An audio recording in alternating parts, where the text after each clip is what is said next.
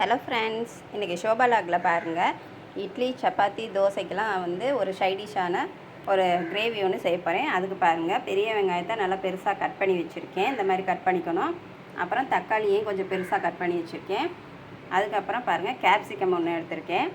நான் வந்து green colour capsicum எடுத்திருக்கேன். நீங்கள் எல்லா கலர் கேப்சிகமும் சேர்த்துக்கலாம். இதெல்லாம் சேர்த்து ஒரு கிரேவியாக செய்ய போகிறேன் இன்றைக்கி. இதை எப்படி செய்யலான்னு பார்க்கலாம் வாங்க. இப்போ கடாய் வச்சு அதுக்கு கொஞ்சமாக ஆயில் விட்டுருக்கேன். இந்த ஆயிலில் ஃபஸ்ட்டு நம்ம கட் பண்ணி வச்சுருக்கேன் இந்த வெங்காயத்தை சேர்த்துக்குவோம். லைட்டாக இந்த வெங்காயத்தை ஃப்ரை பண்ணிக்கலாம். ஒரு 2 செகண்டு இதை ஃப்ரை பண்ணிவிட்டு அதுக்கப்புறம் கேப்சிகமே இதில் சேர்த்து அதையும் ஃப்ரை பண்ணிக்குவோம்.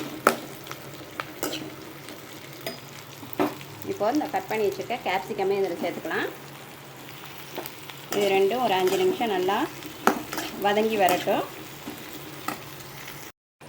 இப்போ பாருங்கள், இது ஒரு 10% நல்லா குக் ஆயிடுச்சு. இப்போ இதில் இந்த தக்காளியை சேர்த்துக்குவோம்.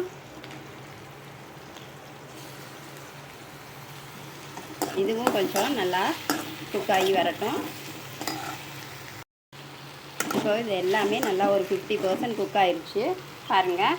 இப்போ இதை வந்து தனியாக எடுத்து வச்சுருவோம். இந்த வெங்காயம் தக்காளி கேப்சிகமில் அப்படி ஒரு 50% நல்லா வேக வச்சு எடுத்து வச்சாச்சு.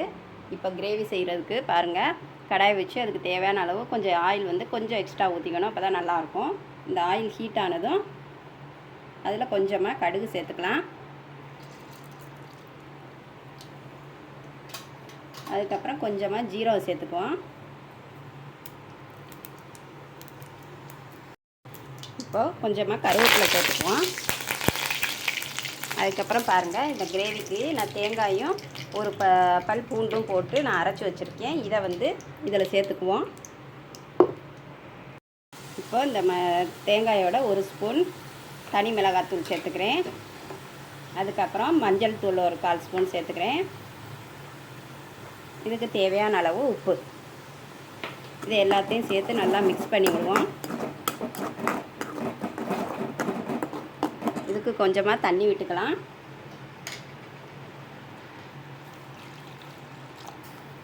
கொஞ்சம் கெட்டியாக தான் இருக்கணும் இந்த கிரேவி.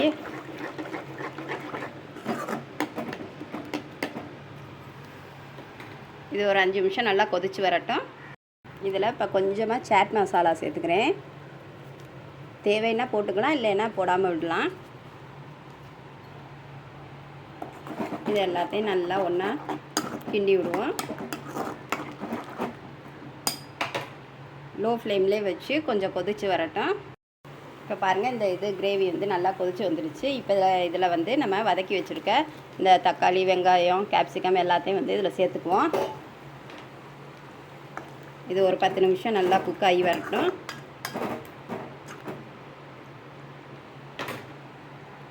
பாருங்கள், சூப்பராக கேப்சிகம் கிரேவி ரெடி ஆயிடுச்சு பாருங்கள்.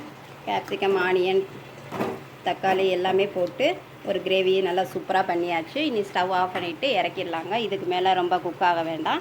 இது வந்து ஓரளவுக்கு 50% குக் ஆனாலே போதும். அப்போ தான் டேஸ்ட்டாக இருக்கும். இதை இறக்கிடுவோம். பாருங்கள், சூப்பரான ஒரு கிரேவி ரெடி ஆயிடுச்சு. இப்போ இதில் வந்து லைட்டாக கொஞ்சம் கொத்தமல்லி தூவிக்கலாம்.